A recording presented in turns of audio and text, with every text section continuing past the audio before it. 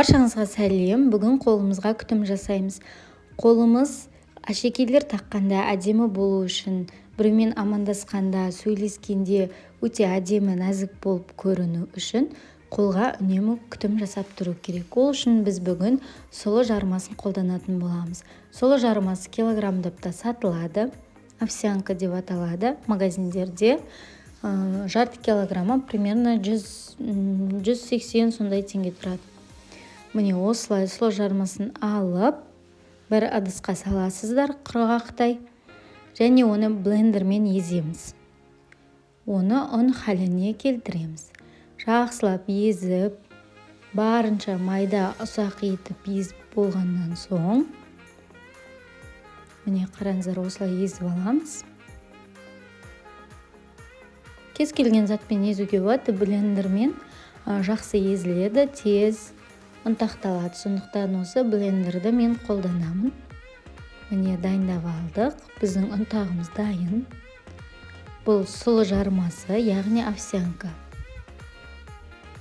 Енді үстіне қатты ыстық емес, бірақ қатты жылы да емес су құятын боламыз. Ол үшін бір ыдысқа 1 литр су құямыз. Мен тефальмен кішкене ысытып алдым суды. Және сұлы жармасынан үлкен қасықпен 2-3 қасық саламыз. Қанша көп салсаңыз, сонша жақсы болады.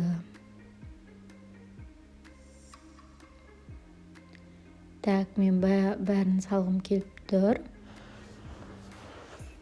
Міне саламыз. Енді қолымыз күймейтіндей болу керек. Осы сұлы жармасына 15 минут қолымызды саламыз. Қыздар, қол күтімін тек қана бір рет қана жасап қойға болмайды. Күнде күтім жасап тұру керек. Тым болмағанда ылғалдандырушы крем жағып жүру керек. 1-2 рет жаққан ол аздық етеді.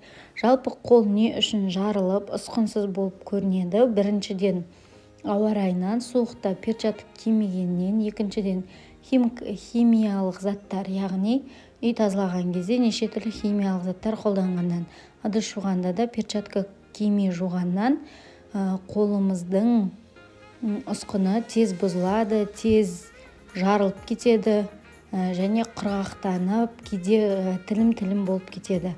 Соның алдын алу үшін осындай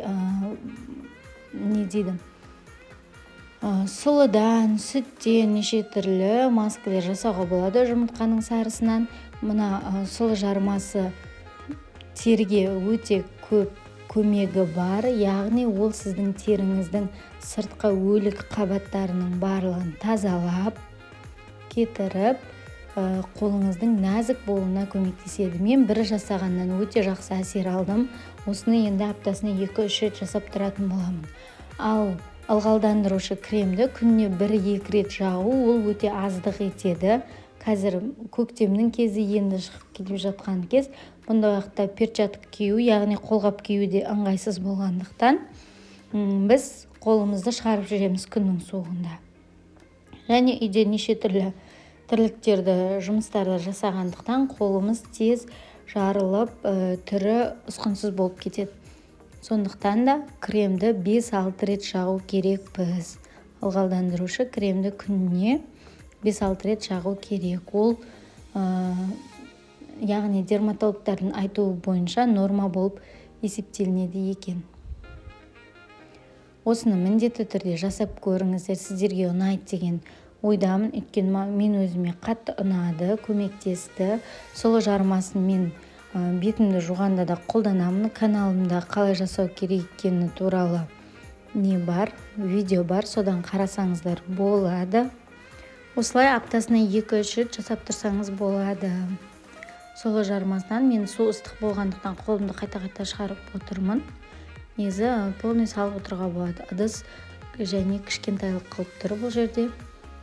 Но бірақ маған өте қатты әсер етті. Сіз де міндетті түрде жасап көріңіздер.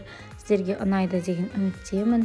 Осы сұлы жармасынан бетке жасайтын пенка для умывания дейді ғой, бетті жууға арналған ұнтақ тоже жасағанмын, видеосы бар, соны қарап жасасаңыздар болады. Міне 15 минут салып болғаннан соң қолымызды бір шайып жіберіп, сүлгімен сүртеміз, жақсылап құрғатып аламыз. Қатты басып сүртпейміз. Кішкене қызаруы мүмкін қолдарыңыз, өйткені судан, ол су ыстықтау болса кішкене қызарады. Сосын кремді көбірек етіп жағып, кішкене креміңіз сіңгенше күте тұрасыз. Мен қолыма күтім жасамағаныма біраз уақыт болып еді, соның өзінде қараңыздар, результат бірден байқалады.